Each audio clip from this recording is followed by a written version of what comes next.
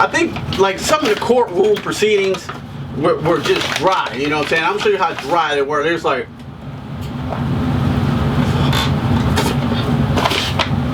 Yo, what up fam? Welcome back to another episode of Q Reviews. In this Q Review, I got a treat for you. We be going over Netflix, Tyler Perry, written, directed, A Fall from Grace.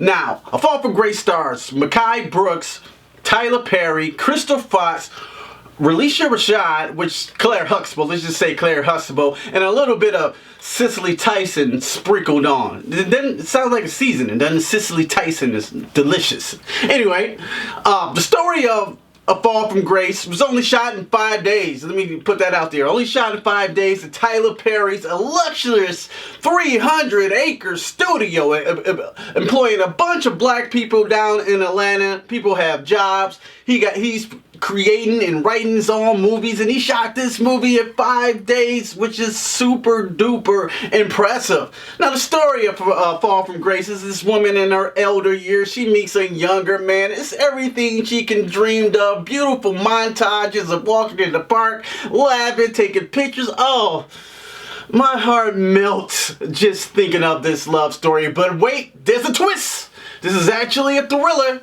I'm spoiling it here, so if you haven't seen it, prepare for some fucking spoilers. He turns into the devil. Let's put this out there right now. This movie is amazing. It's amazing. It's amazingly bad.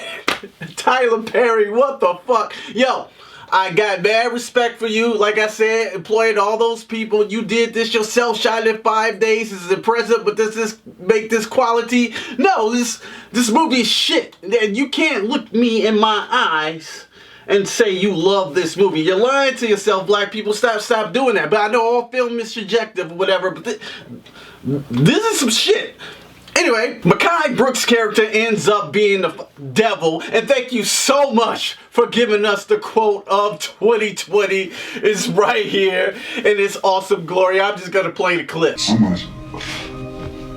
Ashtray.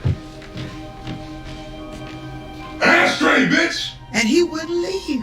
Hey, that is gonna live in my memories forever. Whenever I'm, in the bed, and I'm smoking in bed, and I don't have an ashtray, I'm just gonna yell that shit out.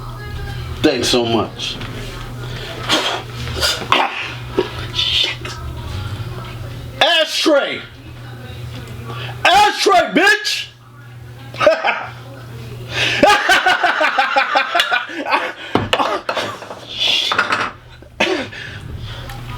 Thanks so much, babe. Shit. Fuck. I'm gonna get into some things that I liked about this film here. Claire Huxtable herself, Alicia Rashad, she puts on a good performance with the material she's given. Crystal Fox is not bad here, but Tyler Perry, this is Tyler Perry, even though his wig looks like Lon Chaney's Jr. the Wolfman, it's cool, man. You gotta get fucking better people that I'd see better tutorials where people do wigs on YouTube. And speaking of wigs, what in the Jermaine Jackson Dupree does Macabre have on his fucking head?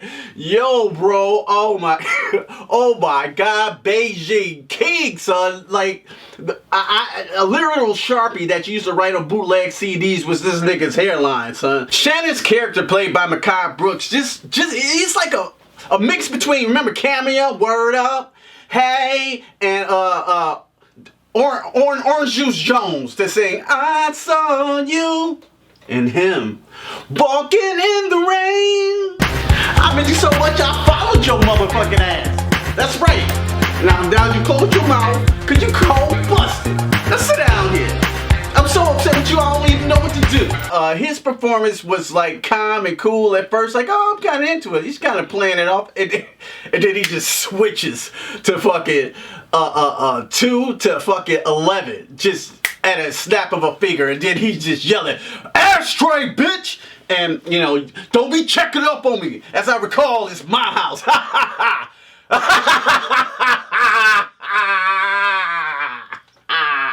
And let's get into production value. Tyler Perry, boy. There is a montage scene, when they fall in love, when he proposes to her. and these fireflies are in the metal. And let me tell you what, this is the most fucking basic drop After Effects thing I ever seen. I've seen Instagram filters look better than these goddamn fireflies that he put in here. Like, what are you doing all the money, Tyler Perry? Yo, more about production value. Felicia Rashad is washing dishes, and there's a dishwasher with wood under it. Like they didn't finish building the dishwasher, so the top is a dish.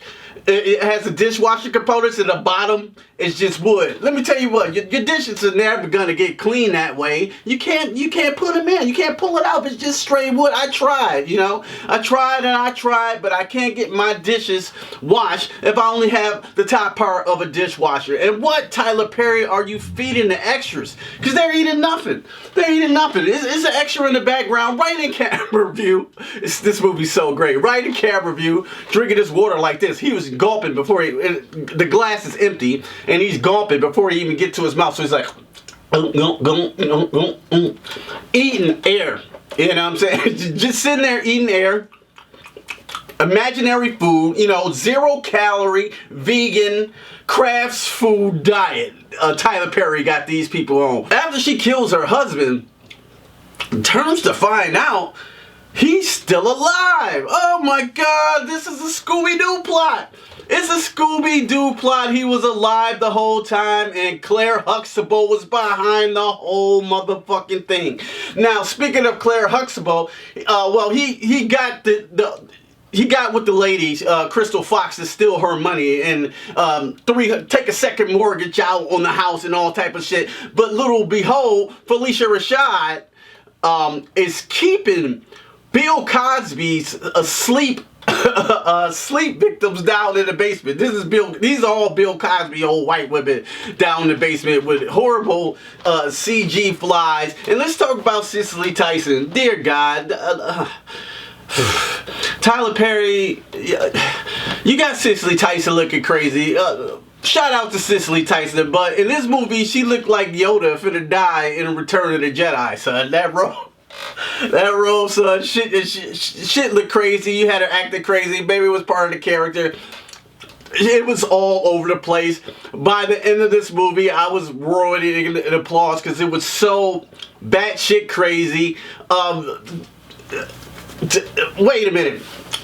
Before I get to the end of this shit, Felicia Rashad has a fight scene with one of the cops, and they're battling. You can see this horrible stunt double that's supposed to be for Felicia Rashad, and then to get him back, first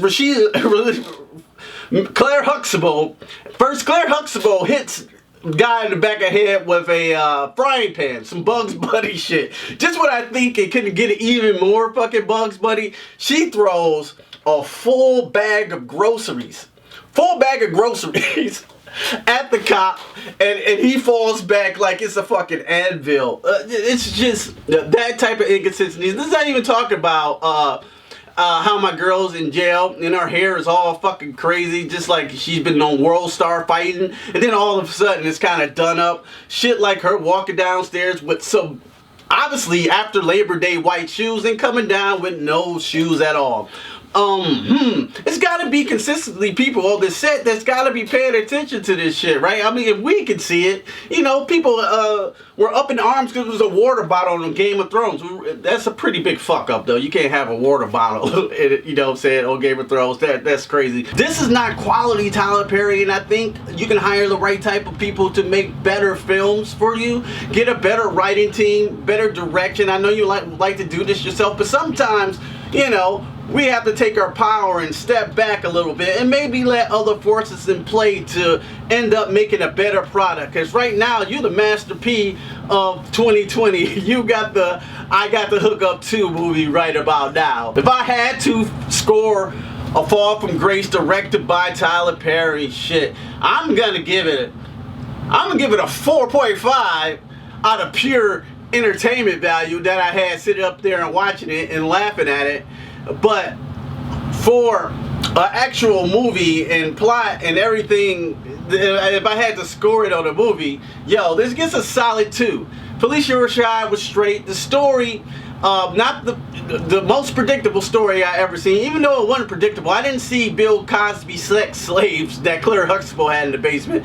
That was weird, and it came out a complete left, and that was crazy. So I give you points for that, for trying to make something creative thriller here. But overall, man, this movie was bad, and he got a lot more coming. And I'm gonna have fun reviewing them, and hopefully I'll be pleasantly surprised. Like I like what was it, Daddy's Little Girl. I love that movie. I thought you did a great job in that. You were fire in Gone Girl, Tyler Perry. But overall, this movie just falls flat. Well, anyway, guys, thanks so much for joining me on this wild and fun review. I really enjoyed talking about this movie. I did truly really enjoy watching this movie, even though I was laughing at it most of the time. What you guys truly think of the movie, let me know in the comments below. And if you really like this video, go ahead, hit me the thumbs up. If you really like this content, consider subscribing to the Q Review family.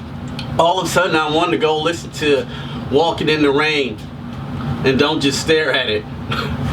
Eat it. Peace. Hey, baby, how you doing? Come on in here. Got some hot chocolate waiting for you, babe. First things first, let me hang up your coat, babe. Let me hang up your coat. How's your day been? Yeah, really? I miss you. I miss you so much I followed your motherfucking ass. That's right. Now you close your mouth, cause you cold busted. Now sit down here. I'm so upset with you, I don't even know what to do. My first reaction, I'm gonna run you with the glamour and be like, but I decided not to. I ain't wanna mess around with this $37, $8, $9 coat. So instead, I chilled. That's right, I chilled. I went to the bank. I canceled your cash app. I gave you silk truths and things you couldn't even pronounce, like Horsenfelfer and Sassafrage. But now I can't give you nothing but advice. But you're still young, but not too young. I don't, get no case. But until then, you gotta get out of here with that alley cat heat quest wearing Dennis the Menace suit, cause you dismiss. So in the meantime, ashtray bitch.